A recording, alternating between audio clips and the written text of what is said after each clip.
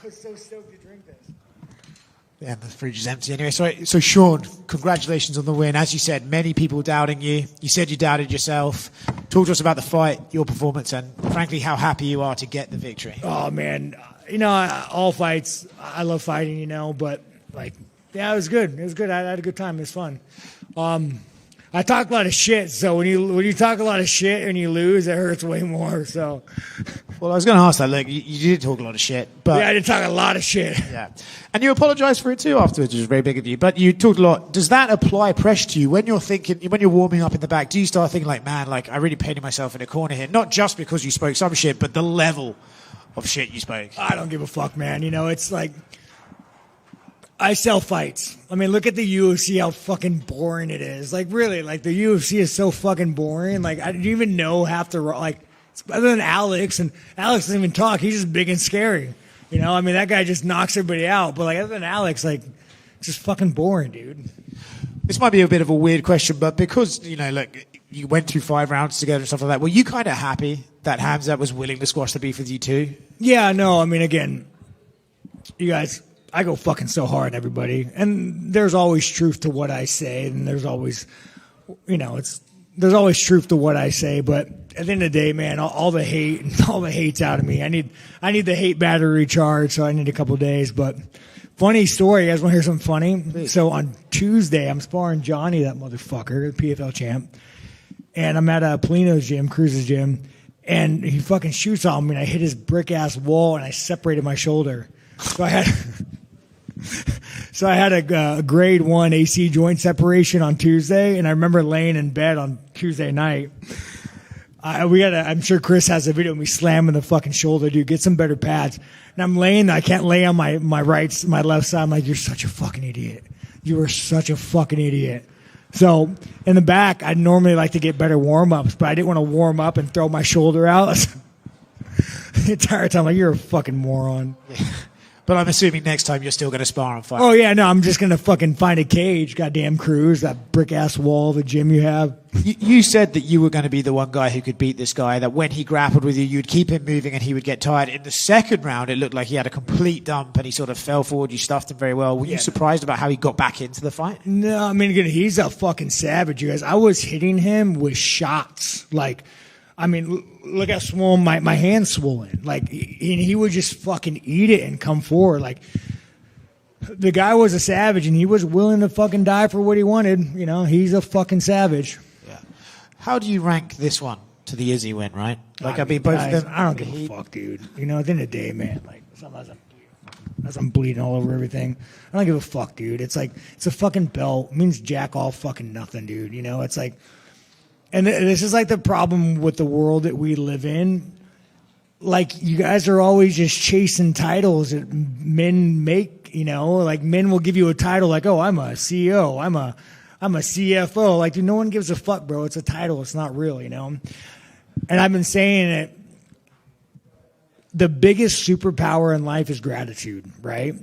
When I first got to Vegas, when I was 28, after my motorcycle accident, and I got blood everywhere. And I had my $1,200 apartment that I would go take you guys on tours, remember my crib, and I'd go flush the toilet. Bro, I was stoked though. I was stoked, man. I had a fucking mattress. I had fast cable, it was real nice. Got my first house. I'm fucking stoked, dude. I'm stoked. Got my second house. I'm stoked. Whenever you have gratitude, it's amazing. If I would have lost this fight, I would have went home. The sun would have risen. I would have had a good breakfast. I would have seen my wife. And I would be like, man, I'm the luckiest fucking man alive. And once you have that, it don't matter. Love that. 2 more quick ones from me outside of tonight. Nasruddin Imavov already tweeting he's going to put your lights out. Oh my God, fucking Nasruddin. You're gonna really get me on this fucking racism again, huh? Are you fucking trying, you gay-ass pirate? Let's try and avoid the racism. No, I can avoid the racism, you guys. Come on, dude. Fuck.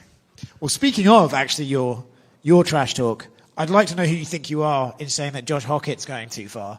Oh, God. No, dude. Josh, thank you, bro. I'm bleeding. No, dude.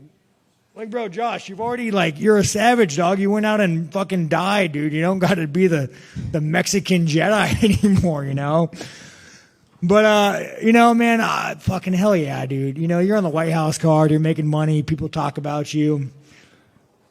when I first started this sport, we all wanted to be George St. Pierre. I mean, even Conor McGregor. Like when Conor first started, well, guys, I don't party, I don't drink. All I do is train. Meanwhile, fucking Conor McGregor's fucking hookers doing cocaine, like nothing like that. And at some point, you realize, dude, it's way easier just to be your fucking self. When I first started, I was like, guys, listen, I got long hair. I was never racist. Like I didn't exist. I'm a real nice guy. Look at me, long hair. I wear a suit. And at some point, you're just like, man, I don't give a fuck. Judge me, hate me. Life is. So, I mean, with Josh, you keep sacking your W's, bro. You could be whoever the fuck you want to be. Congratulations. Sean, right here. The judges all had it scored the same 2-2 going into the fifth round. Did you feel like that was the decider? Like, did it feel that Let close? me tell you, Chimaev, I know we fought, and I don't want to say anything negative because, the hate battery is gone. But you motherfucker, all right? Did you see in the fifth round what he did to me? He pointed in the mat. He pointed. He said, he said something, let's give the people it wants. Let's have a man dance or some shit. And I was like, okay. Like, I trust you, the guy that just kicked me in the balls yesterday. Like, I trust you, Chimaev. You seem like a real trustworthy guy. I like your smile. We shook hands. I believe you. So I put my hands up, and he fucking shoots on me. So I remember thinking he had me against the cage. And I was like, dude, if you lose this fucking fight because you are a dumb fucking cunt and trusted this man, like, I am going to fucking go commit suicide. You are a fucking stupid motherfucker, Sean. Literally, he had me against cage. And I was telling myself, you are a stupid motherfucker. You are a stupid motherfucker. But yeah, I was so salty, dude. And then I even said, like, what the fuck? And he laughed.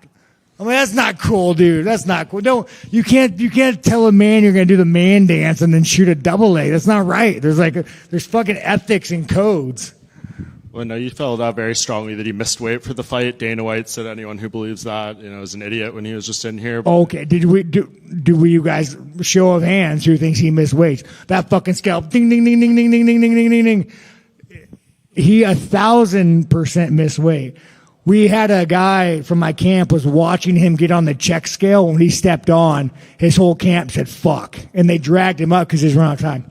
He 1,000% missed weight. I don't bitch about it. Though. I like, whatever, be a heavyweight. I don't care. Yeah. But, at the end of the day, I heard he said he might want to move up to 205. He should, dude. Like, if that weight cut's killing you, go to fucking 205. Enjoy life. It's way easier competition. Yeah, Dana said that's the first thing he said to him in the cage, that he's moving up for his next fight. So. Oh, yeah, because you missed fucking weight. I know, I should get 20%. What the fuck, dude? Well, do you feel like there's some lost money there in like a rematch? Do I get a bonus? Do we get a bonus after that war? No bonus? I went to Koman for fight of the night. What the fuck, dude? Honestly, fuck it. That little Japanese. Does a Japanese kid get it? Yeah, fuck it, dude. Give the bonus. Yeah. I don't want the bonus, Japanese man. You take it. You earn that, you little fucking savage. Yeah. Well, I guess since he's leaving the division, a rematch with the split decision would have made sense. But is it Nasruddin? Like, is that the fight that? I truly believe in UFC rankings. I think they fucking matter, and I hate when guys jump them. So if that's who the UFC, if that's the rankings, that's who it is. Let's go. What were you and Joe Rogan talking about before the decision was read? I don't know, dude. Fucking the UFOs, man. APAC. I don't fucking know, dog. Like how he did Theo dirty, Who fucking knows? Yeah, just right there. You just shocked the world. Congratulations. My question was also about Nasruddin, but if you want to do this fight, UFC Paris can be a good date. Dana just said it can be for a title and number events. So if you want to come. I love the French folks. I don't consider Nasruddin French. I don't know if he even considers himself French. He might live there, but he ain't fucking French. He ain't French. He don't believe in French. He doesn't stand by French people. But I am never leaving this fucking country again. I ain't going on vacation. I will never fight outside America again. I am a fucking American, and I will fucking die in this country. But that being said, to all the French people, you guys are great, man. And yeah, je suis, something like that. I was gonna flee the country one day, so I learned a little bit of French. Fair enough, and congrats. Sean, just one quick here. I know you guys squashed the beef, but did you expect Khamzat to actually wrap the belt around you? Man, there is something, and like you guys can't, unless you've experienced it, you just don't know what it's like. When you go and fight another man and like, bro, your soul is just exposed. When you're fucking bleeding and he's bleeding and like, I want to quit. He wants to quit. We don't want to be there. Like, you just have this level of respect for one another that it like transcends race, religion, like nationality, country. It's just, it's something that you just don't know. After, like, you kind of become someone's brother after you and him try to die, win or lose, you know. And so I guess that was after the fight, but even the broadcast was pretty shocked that you guys like touched gloves during the instructions. So why do that? You know, like Chimaev said, I made him the most money he's ever made on a fight. You're welcome, Chimaev. Yeah, I don't know how deeply you want to get into this, but I would really like to know, like, when you said you're selling the fight, and do you feel like you and Khamzat worked together to manufacture something here, or was there? No, no. At the moment, the guy kicked me in the balls. The fuck, dude. You know, I don't like to be threatened. Like, and maybe it's just like who he is as a person. But like when he was in the gym, he was really threatening. Right? Like he just had that threatening demeanor. And maybe it's like the little man inside me, but when you threaten me, I just like, I want to fucking murder you. I want to kill you. So like, and maybe he didn't take it that way. Maybe it's just his like Chechen sense of humor, but like always in the gym, he would like always kind of like punk me, you know, where I was like, well, let's go spar. And we would never spar. So like, I mean, maybe, dude, I could have manufactured the whole situation in my head, you guys, to be honest. There's times when you're mentally not well, you know, like you'll have interactions with people and like sometimes like your brain thinks something else happened where like you got to sit back and you wait. And you got to start like come to the problem. That's why I like training, and I train so much because like there'll be times where I'm like leaking blood everywhere. I don't want to blow my nose. But there'll be times where, like, I'll have an interaction with somebody, and, like, bro, it's like my brain hallucinates the entire interaction. So there's a chance that I just hallucinated that entire interaction with Chimaev. Last thing for me is I would just like to know how much was the nose bothering you actually in the fight? Oh, I mean, it's a little broken, but I didn't give a fuck. You know, what bothered me is the cut man was like shoving things up my nose. I'm like, dude, it's good. It's just blood, dog. I think he really wanted me to win. Thanks, dude. But like, it's just blood, dude. Like, he was like putting like Vaseline. I'm like, I can't breathe. Just let it bleed. But yeah, no, it's all good, dude. Last question. Sean, this is the second time now you've been a massive underdog in a title fight and won. Do you kind of thrive off that motivation? I mean, dude, I was like, my last fight was an underdog. You thrive off that motivation of being the underdog? Let me tell you, I'm an underdog in the bets. I'm an underdog in my head. I'm an underdog in life. It's just like, I don't even think about it. If I was ever a fucking favorite, it'd be weird, you know? Huh. There were USA chants and Let's Go Strickland chants flooding the arena throughout the fight. Does that like motivate you? You know, I love it. I love it. Like I even posted on my my store before or my gram before I fought. When I'm at a fight, right, and like everybody looks at me like Sean, the racist white national, like that's kind of like what the media paints me as. But when I'm at a press conference, like I mean, again, that's what the media paints me as, Sean the Nazi, like, you know, SS, like motherfucker, I was just my initials, go fuck yourself. But you know, so I'm painted this way. But when I'm at a press conference, when I'm looking at my fans. You think I see a bunch of fucking towhead, little fucking blonde hair, white kids? No, dude, I see Mexican, black people, you know, you see Christians, like Muslims, maybe not so much Muslims this fight, but generally, you know, I have a lot of Muslim friends.